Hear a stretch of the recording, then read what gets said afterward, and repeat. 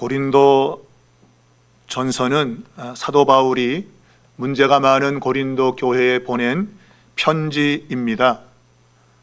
고린도 전서와 고린도 후서를 연결해서 보게 되면 우리가 생각하는 것과 다른 그런 하나님의 방식을 우리에게 소개해 주고 있는 것을 깨닫게 됩니다.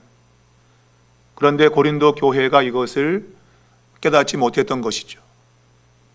왜냐하면 여전히 그들은 예수 믿기 이전의 생각으로 교회를 다니기 때문입니다. 그러니까 예수를 믿는다고 하는 것은 이전 것과는 다른 방식으로 우리가 삶을 살아야 된다고 하는 것을 의미하는 것인데 그것을 그들은 깨닫지 못했던 거예요. 제가 늘 설교 중에 말하지만 고린도후서 5장 17절은 우리 그리스도인들이 아주 유념하게 생각해야 될 그러한 구절입니다. 누구든지 그리스도 안에 있으면, 그리스도 예수 안에 있으면 새로운 피조물이라 이전 것은 지나갔으니 보라 새 것이 되었도다. 그러니까 이전 것과 새 것이라고 하는 것이 우리 신앙의 모습으로 나타나는 겁니다. 그러니까 예수를 믿게 되면 이전에 예수 믿기 전에 삶은 나의 삶에서 사라지고 그리고 예수 믿은 이후에 새로운 삶이 내게서 나타나야 된다고 하는 거예요. 그것을 우리가 이 말씀 가운데서 분명하게 깨달아야 되는 것입니다. 자, 이 고린도 교회는 그들이 살고 있던 그 사회, 문화, 정치 이런 모든 것들에 영향을 받은 그러한 사람들이 예수를 믿고 교회를 들어왔는데 그 과거에 그들이 살던 사회와 문화와 정치 속에서 받은 그 영향이 그대로 교회 안에 이어져 나타난 겁니다. 예수를 믿으면 새로운 피조물로서 새로운 삶이 나타나야 되는데 그러나 그들은 그것을 알지 못했던 겁니다. 성경은 그것을 인간의 지혜와 하나님의 지혜라는 말로 우리에게 이야기하고 있습니다. 그러니까 이 세상에 살던 때 가졌던 그 지혜는 인간의 지혜고 예수를 믿은 이후에 우리가 가지는 지혜는 바로 하나님의 지혜입니다. 하나님의 지혜는 십자가를 통해서 구현되었다. 오늘 성경 본문에는 이것이 만세전에 미리 정해놓은 하나님의 계획이었다. 하나님의 감추어진 미스테리, 비밀이었다. 그런데 그것이 십자가를 통해서 나타났다. 달리 말하면 십자가가 뭘 의미하는지 알지 못하면 여전히 세상의 지혜를 따라서 살 수밖에 없게 돼 있는 거죠. 그러나 십자가가 무언가를 제대로 안다면 세상의 지혜가 아니라 하나님의 지혜를 가지고 이 세상을 살게 된다라는 겁니다. 예수를 믿으면 이와 같이 인간적인 지혜 이것을 끊어버리고 신적인 하나님의 지혜를 가지고 세상을 살아야 된다고 하는 거예요. 그러므로 이 인간적인 지혜와 하나님의 지혜는 근본적으로 다르다 하는 겁니다. 제가 계속 말하지만 하나님의 나라의 방식은 세상 방식과 반대입니다. 이미 예수님은 주님의 그 가르침 속에서 높아지려고 하려면 낮아져야 된다. 그리고 받으려고 한다면 줘야 된다. 살려고 한다면 죽어야 된다. 이게 하나님 나라의 방식입니다. 근데 세상은 그렇게 살면 바보 취급을 당하는 거죠. 그래서 그런 방식을 하지도 않지만 알지도 못해요. 그런 방법을 살고 싶어도 그런 방법을 알지 못해가지고 살 수가 없는 겁니다. 자, 오늘 이 사도 바울은 1장에서 고린도 교회 성도들의 그 모습, 그들이 예수를 믿을 때의 모습을 한번 봐라.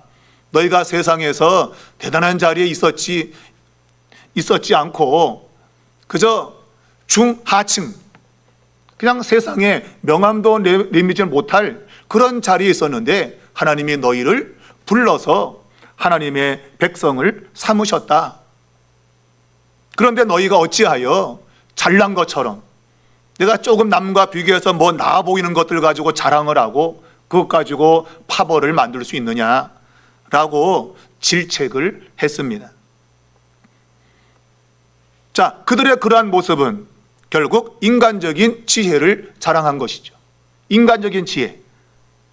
자, 바울이 이제 2장에 들어서면서 그러한 지혜에는 두 가지의 지혜가 있는데 하나는 인간적인 지혜가 있고 하나는 신적인 하나님의 지혜가 있다고 하는 것을 이제 이야기하고 있습니다.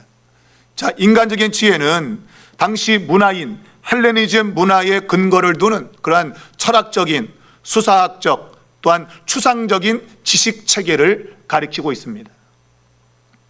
학문을 비롯해서 모든 문화, 또한 정치, 이런 모든 것들로 이어지는 하나의 철학적인 그러한 사상 체계가 바로 인간적인 지혜를 구성하고 있는 거예요. 자, 이 인간적인 지혜는 보통 이제 소피아라고 이제 우리가 일컫고 있는데, 이런 소피아, 인간적인 소피아, 이 지혜는 근본적으로 추구하는 방향이 권력을 잡는 겁니다. 지금도 이 세상은 내가 많이 배우면 배울수록 높은 자리에 올라갈 수 있다라는 그런 사고가 팽배해 있죠.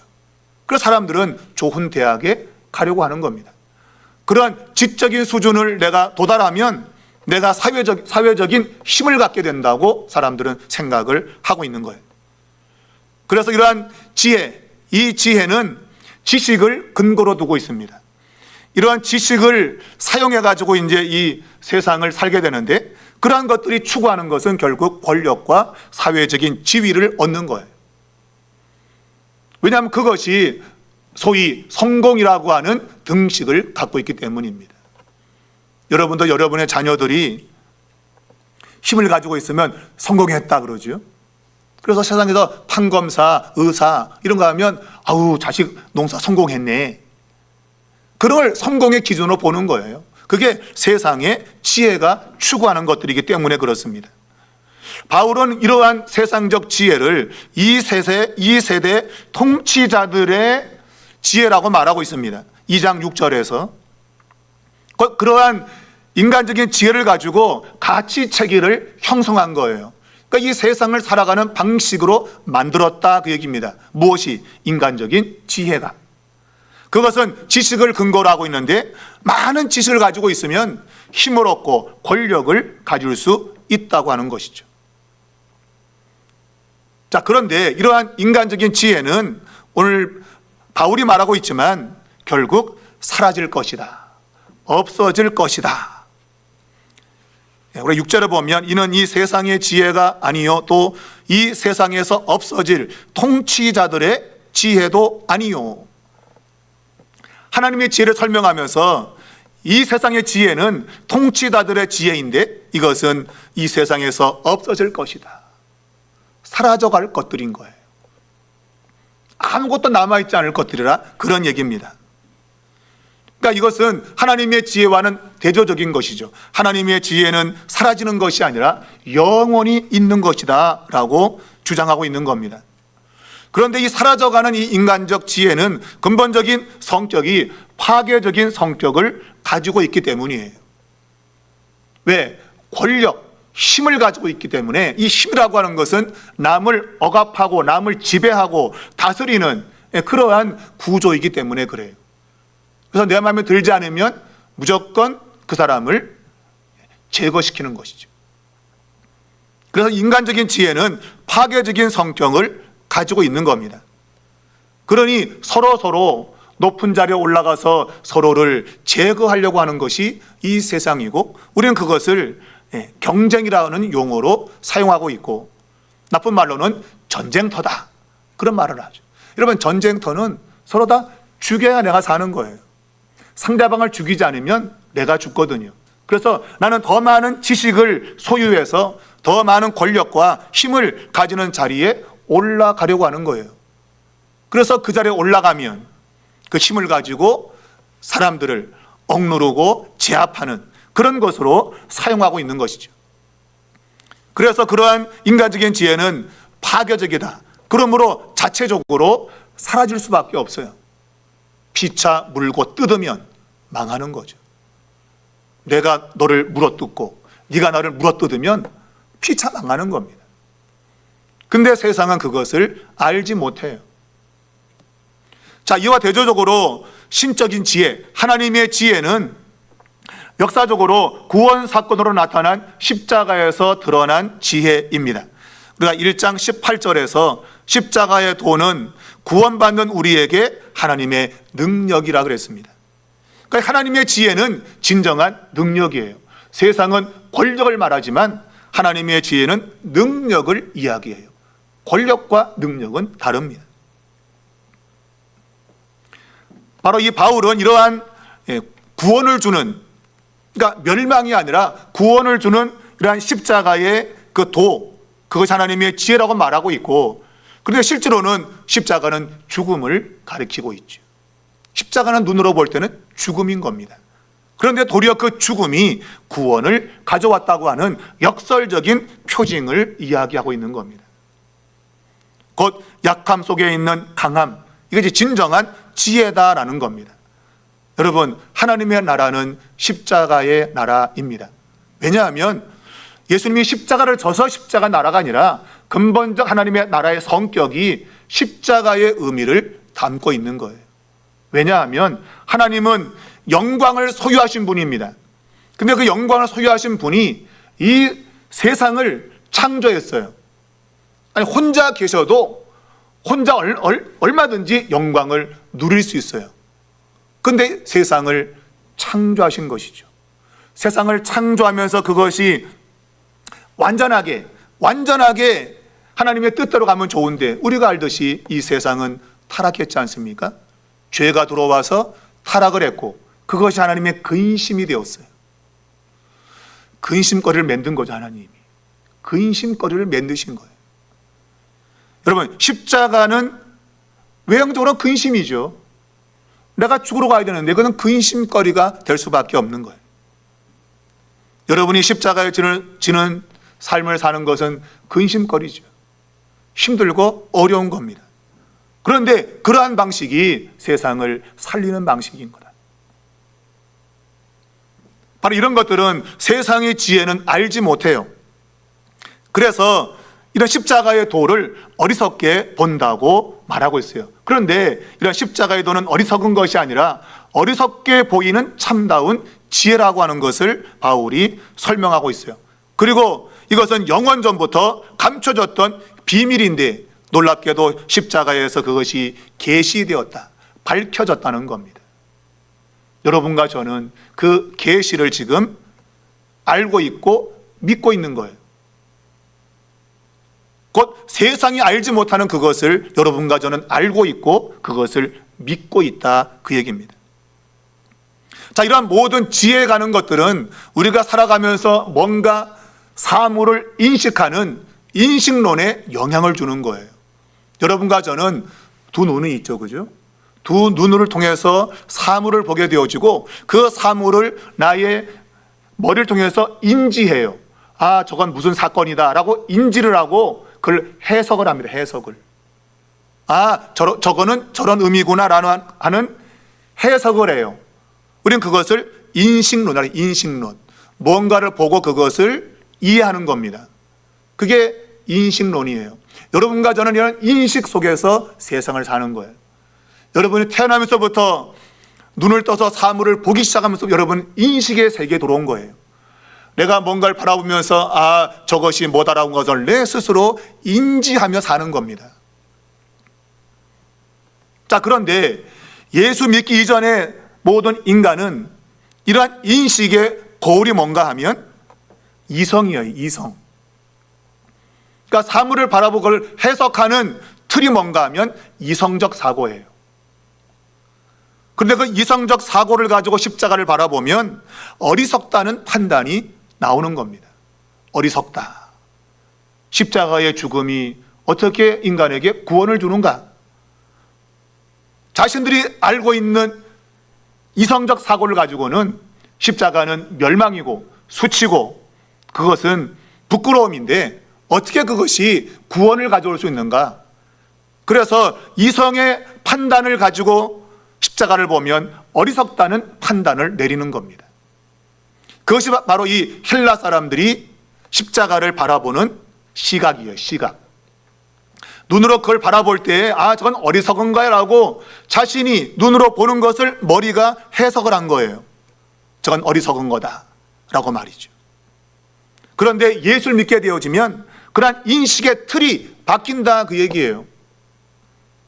예수 믿기 전에는 모든 사람은 이성의 틀을 가지고 사물을 바라보게 되는데 예수를 믿게 되면 성령이라고 하는 새로운 틀을 가지고 세상을 바라보게 되는 거예요. 성령의 틀을 갖고 세상을 바라보면 이전에 내가 해석했던 것과 다른 방식의 해석이 나오는 거예요. 그것이 믿음 생활을 한다는 겁니다. 여러분, 믿음 생활은 무조건 믿습니다 하는 걸 믿음이라고 그러지 않습니다, 여러분. 믿음은 올바른 인식을 가져오는 거예요, 여러분. 그러니까 맹목적으로 신천지와 같은 이러한 이단들이 맹목적으로 할렐루야, 아멘, 그게 믿음입니까? 아니죠, 여러분. 그건 잘못된 해석을 가져오고 있는 잘못된 지혜인 겁니다. 올바른 지혜, 신적인 지혜를 가지고 바르게 해석하고 바르게 판단하는 것, 그것이 올바른 믿음이라고 하는 거예요. 자, 성령이 우리의 삶의 틀로 오게 되어지면 우리는 하나님의 능력을 가지고 세상을 바라보기 시작하는 거예요. 그게 아까 말했지만 옛 것은, 이전 것은 지나갔고 새 것이 되었다. 새로운 인식 체계를 가지는 겁니다. 그게 아까 말한 대로 역설적인 것이죠. 주님이 말씀한 대로 네가 높아지려면 낮아져야 된다는 그런 인식을 갖는 거예요. 예수 믿는 사람은 낮은 자리에 있어야 이게 결국은 높아지는 거구나, 그런 인식을 갖게 되는 겁니다. 내가 받고 싶으면 먼저 줘야 되는구나 라는 그런 인식 체계가 내게 들어오는 거예요. 내가 살려면 내가 죽어야 되는구나, 이런 인식 체계가 내게 들어오는 겁니다. 무엇을 통해서? 성령을 통해서. 하나님이 성령을 우리에게 예수 믿을 때 주신 것은 이러한 가치의 체계를 바꿔주기 위해서 성령이 내게 오신 거예요.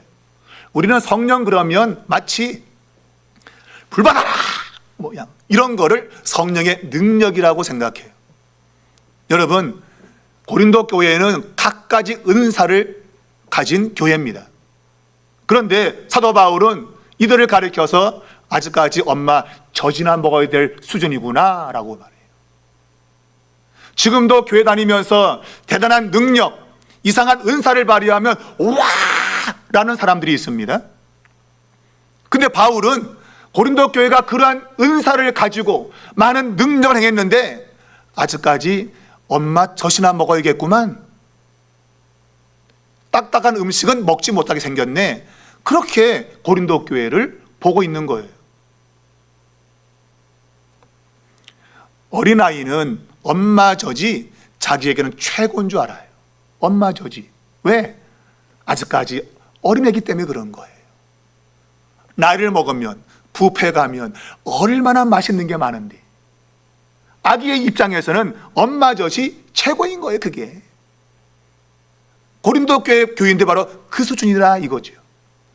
은사를 가지긴 가졌는데 그 은사가 왜 내게 주어졌는지 그 의미를 모르고 소위 말하는 세상적 가치 기준 가지고 내가 너와 비교해 보니까 내 은사가 훨씬 나아, 그러면서 그걸 자랑했더니 바울이 볼 때는 아직까지 어린애에 불과하구나 라는 거예요.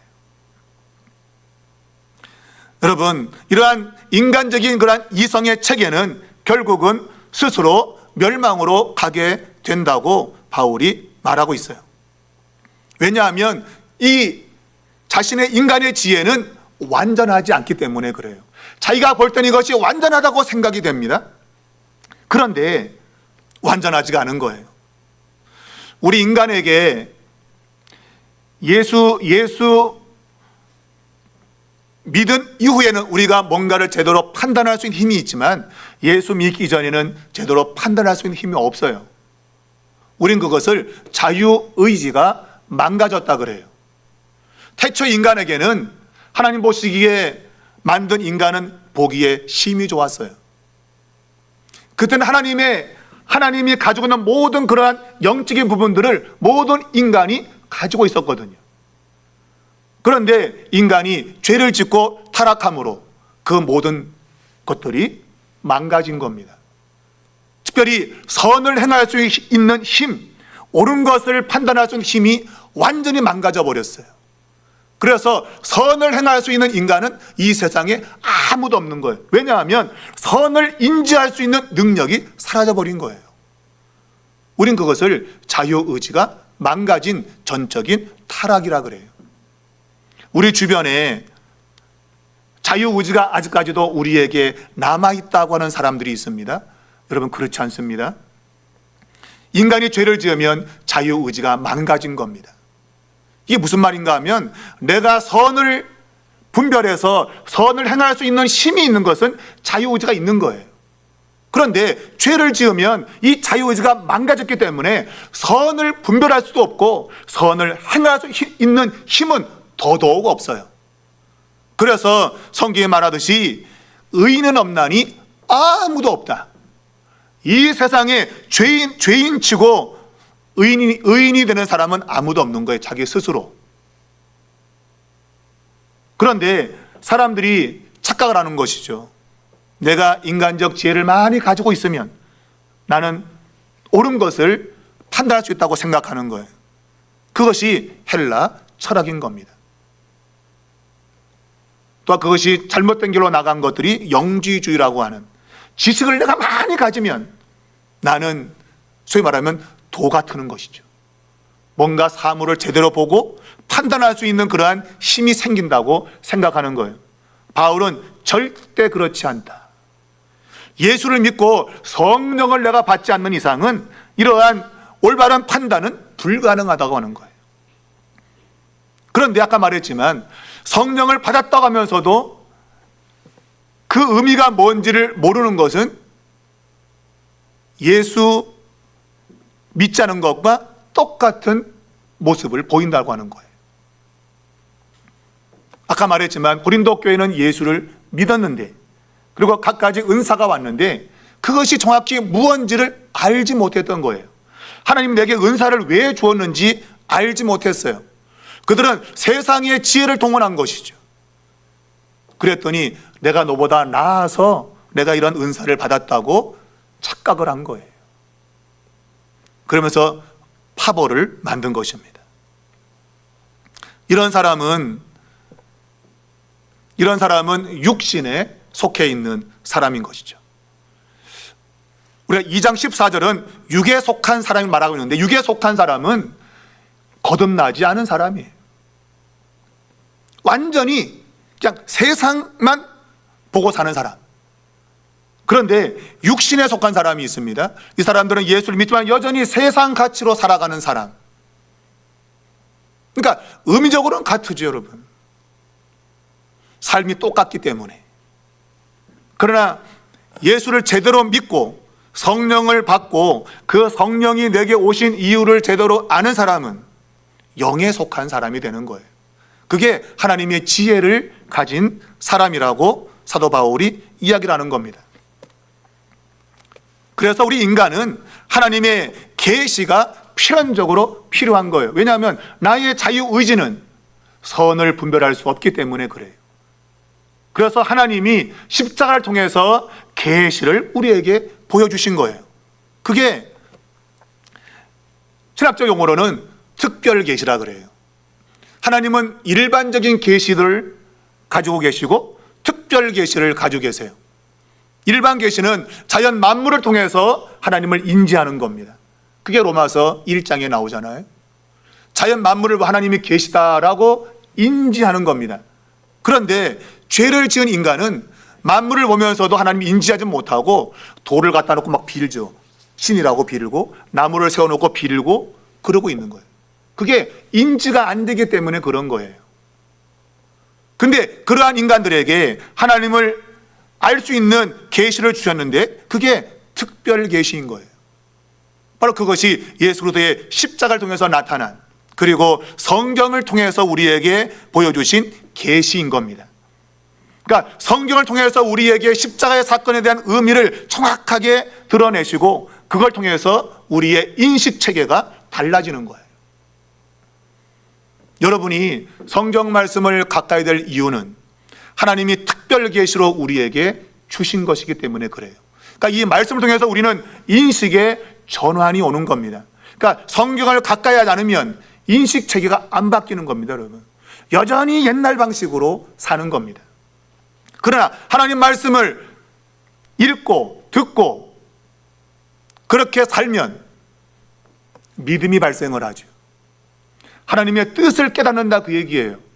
그 뜻을 깨닫고 내 삶이 하나님의 뜻대로 바뀌어져 가는 겁니다. 이 말은 인식 체계가 바뀌어지는 거예요. 쉽게 말하면 내가 전에 눈이 안 좋아가지고 그냥 이 렌즈를 끼고 살았는데 세월이 지나면 더 눈 나빠진 거예요. 근데 안경을 끼고 있어도 잘 안 보이는 거죠. 그러면 다시 렌즈를 갈아 끼든지 아니면 라식이나 라섹 수술을 해야 되는 거예요. 그래야 제대로 초점이 잡히고 볼 수 있게 된다 이거예요. 그렇지 않고 여전히 같은 도수를 안경을 갖다 끼워도 안 보이는 건 매한 가지인 거예요. 아무리 좋은 메이커를 가지고 와도 그 도수가 똑같은 안경을 끼면 안 보이는 건 똑같은 거예요, 여러분. 근본적으로 볼 수 있는 초점이 잡히는 렌즈를 갖다 껴야만이 사물을 정확히 보는 것과 똑같은 거예요. 그냥 모양만 무태 안경에다가 테이는 안경으로 바꾸고 금태로 바꾸고 은태로 바꾼다 해가지고 사물이 잘 보이는 게 아니라는 거예요. 여러분, 세상은 볼 것을 제대로 못 보고 있는 거죠. 그것은 인간적인 지혜에 의지하기 때문이에요. 그래서 세상 지식을 많이 가지면 그들이 뭔가를 바르게 인식할 수 있다고 생각을 합니다. 그러나 바울은 그들 역시 여전히 볼 것을 보지 못하고 있다, 그렇게 이야기를 하고 있는 것이죠. 오직 성령을 통해서만이 진리를 알 수 있게 되고 볼 수 있게 되는 겁니다. 그것을 하나님의 깊은 것이라고 말하고 있어요. 하나님의 깊은 것을 알 수 있게 되는 건 바로 성령을 통한 계시를 받는 겁니다. 자, 이제는 우리는 성령을 통해서 이제 인식하는 그러한 틀을 가지게 된 거예요. 성령을 통해서 모든 걸 바라보고 인지하는 그러한 삶이 우리의 삶이 된 겁니다. 자, 성령의 인식, 성령의 인지로는 삼중 구조를 가지고 있다고 바울이 말하고 있어요. 첫 번째는 계시의 주체자로서의 성령입니다. 성령이 계시를 하시는 분이에요. 그래서 이런 하나님의 지식의 원천, 그러니까 하나님의 뜻, 이것을 성령을 통해서 드러내시는 것이죠.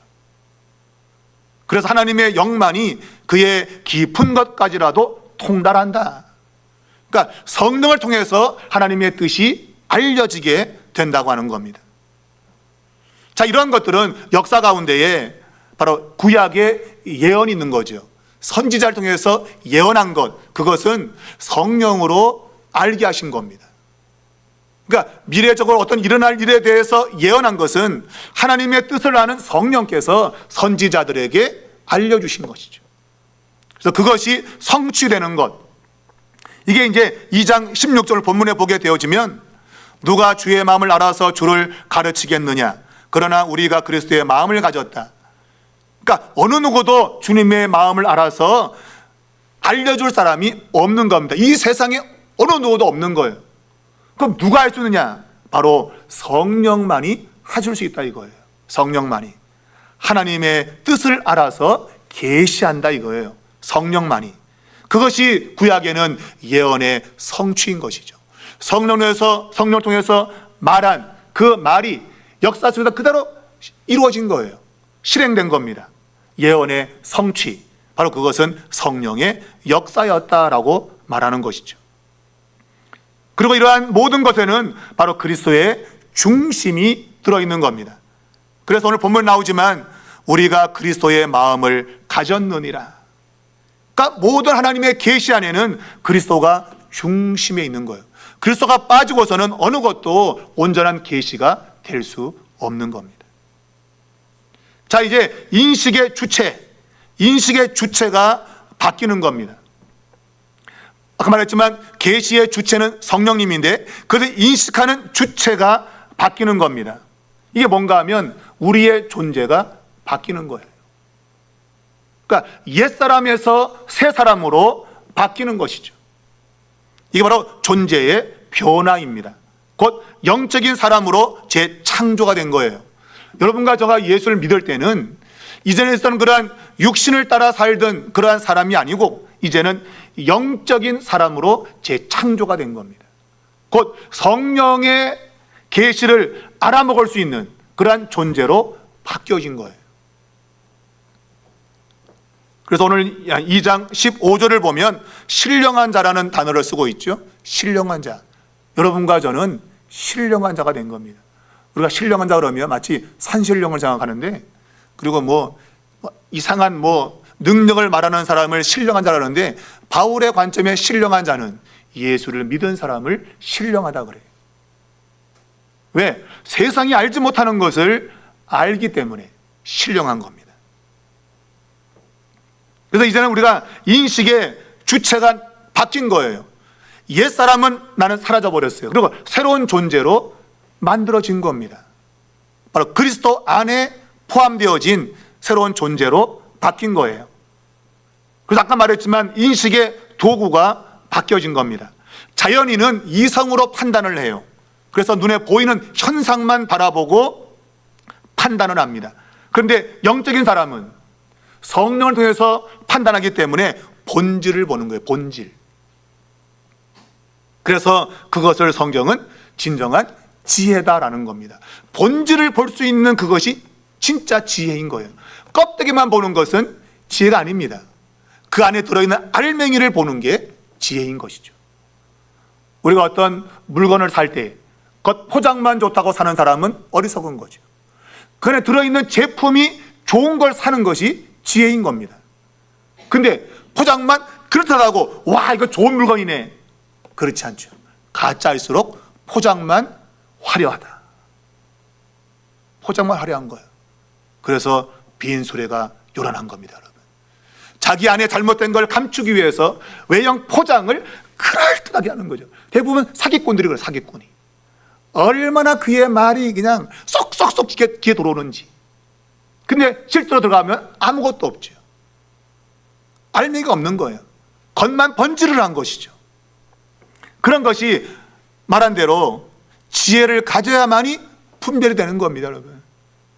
지혜가 없으면 특별히 우리 어르신들 뭐 좋다 하면 그냥 혹해서 그냥 가는 거 있잖아요, 그죠? 대부분 다 사기를 당하는 겁니다, 사기를. 여러분, 이 세상에 돈을 그렇게 쉽게 벌 수 있는 것은 없습니다, 여러분.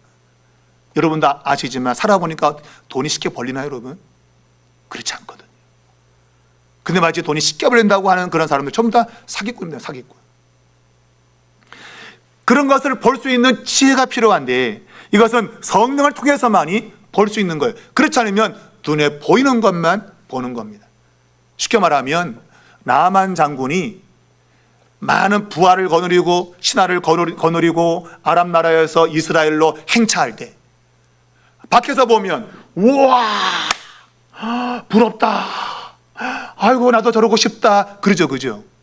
근데 제대로 뭘 아는 사람은 근데 저 사람 나병 환자래.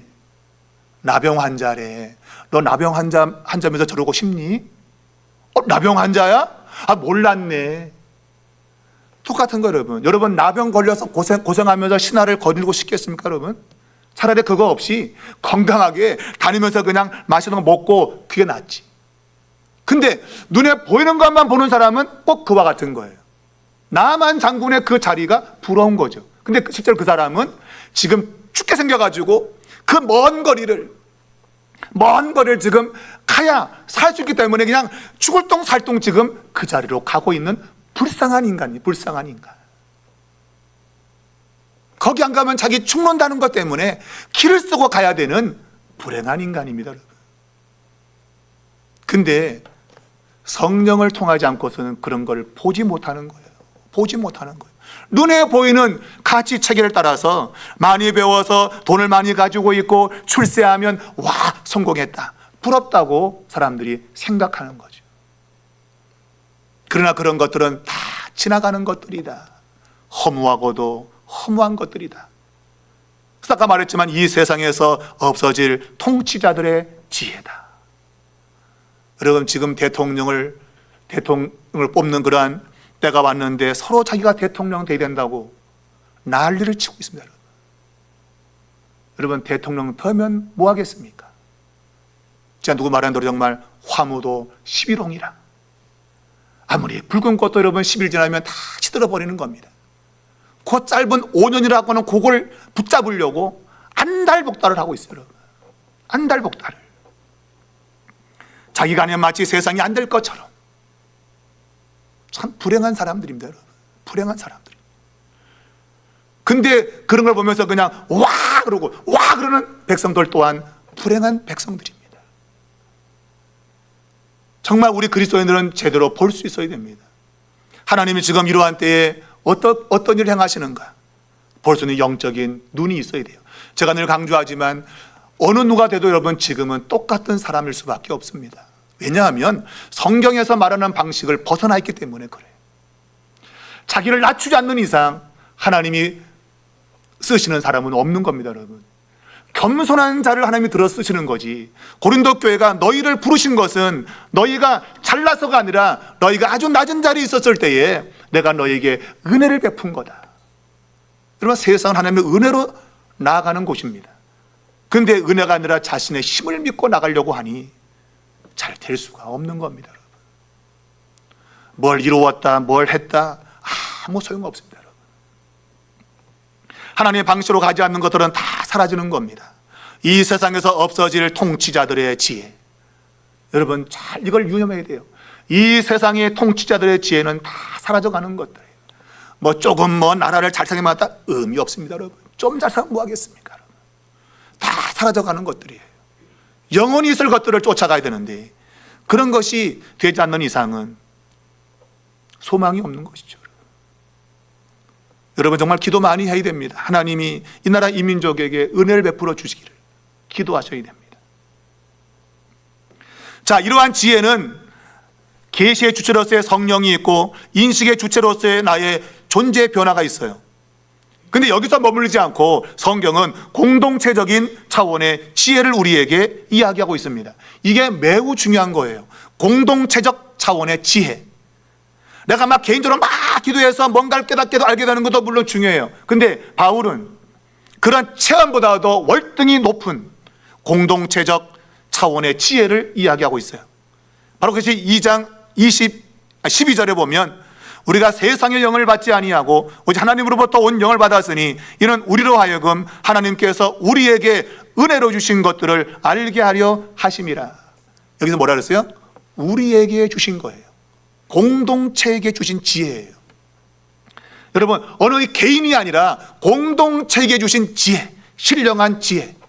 여러분, 이게 너무너무 중요한 것이죠. 교회에서 하나님의 말씀을 선포될 때 그것이 하나님의 뜻으로 정확히 선포되는 것, 그게 너무나 중요한 거예요. 그래서 공동체 모두가 그 지혜의 말씀을 붙들고 살아가야 되는 겁니다. 어느 한 사람이 자기가 막 독자적으로 쥐야 해가지고 막 받았다 위험할 수 있어요. 근데 공동체적으로 하나님의 말씀을 선포하고 그 말씀에 대해서 올바른 믿음의 반응을 가진다면 그것은 옳은 길로 갈 수 있는 겁니다. 그래서 16절에 보면 누가 주의 마음을 알아서 주를 가르치겠느냐, 그러나 우리가 그리스도의 마음을 가졌다. 우리가 그리스도의 마음을 가졌다. 진정으로 예수 믿는 사람들의 공동체 안에 그리스도의 마음이 주어진 겁니다. 여러분, 그리스도의 마음이라고 하는 것은 하나님의 뜻을 아는 마음인 것입니다.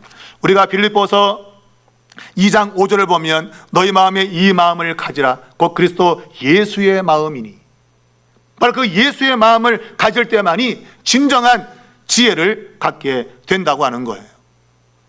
여러분, 우리 교회가 공동체적으로 그리스도의 그런 지체로서 서로 인식하고 함께 나누는 마음을 가져야 됩니다.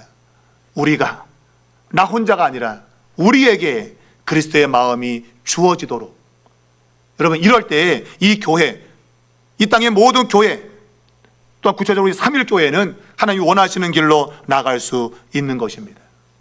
이게 안 되면 아까 말했지만 고린도 교회 스스로는 자신들이 대단한 사람이라고, 남들보다 더 영적으로 뛰어나다고 말했지만 바울이 볼 때는 아직까지 어린애에 불과하다, 그렇게 말하고 있는 겁니다. 그들은 자신의 지식을 이야기했지만 결국은 사랑이 그 안에 없었고 그리스도의 마음이 없었던 거예요. 사랑의 결핍 때문에 서로를 무너뜨리는 그러한 결과로 나간 것이죠. 여러분, 진정한 지식은, 진정한 지혜는 다른 사람을 세우는 것입니다. 다른 사람을 무너뜨리는 게 아닌 겁니다. 그러므로 이 진정한 지혜는 사랑이 동반되어서 오는 거예요. 사랑이 없다면 아무것도 아니죠. 이제 뒤에 가보면 이제 우상의 재물을 먹는 그 이야기를 말하면서 이 교회가 자신의 지식을 막 남발했는데, 그러나 사랑은 덕을 세운다. 사랑이 있다면 그러한 잘못된 길로 가는 사람도 품을 수가 있고, 또한 내가 하고 싶지만 내 스스로 절지 않은, 그래서 믿음이 약한 사람을 실족하지 않게 만드는 그러한 행동을 하게 된다고 하는 거예요. 여러분, 사랑은 덕을 세웁니다. 하나님의 말씀을 우리가 받을 때 우리 안에 그리스도의 마음이 오게 됩니다. 우리 삼일교회 안에 그리스도의 마음이 함께 나눠줄 수 있는 교회가 될 수 있길 바랍니다. 그런 교회야말로 딱딱한 것을 먹을 수 있는, 어떤 어려운 문제가 닥쳐도 얼마든지 소화할 수 있는 그런 교회가 되는 것입니다. 여러분과 저가 이걸 잘 기억하고 우리 교회 안에 이러한 영적인 성숙, 이런 것이 있기를 바랍니다. 세상의 그러한 잘못된 구조 속에서 우리는 이 질서를 바꿔야 됩니다. 제가 새벽에도 설교했지만 바로 하파크 후 뒤집어졌다, 그것이 뒤집어 놓는 역할을 우리가 해야 됩니다. 하나님 우리를 이 땅에 지금 있게 하시는 것은 그러한 가치 체계를 뒤엎어서 바로 잡으라고 여러분과 저를 이 세상에 두게 하셨다. 여러분 기억하시고 십자가의 정신으로 사시기 바랍니다. 늘 자신을 낮추고 섬기는 자세를 가지면 하나님이 그 안에 생명력이 있는 그러한 역사를 일으켜 가실 겁니다. 여러분, 그러한 삶이 우리 삼일교회 안에 이루어지기를 주의 이름으로 축원합니다.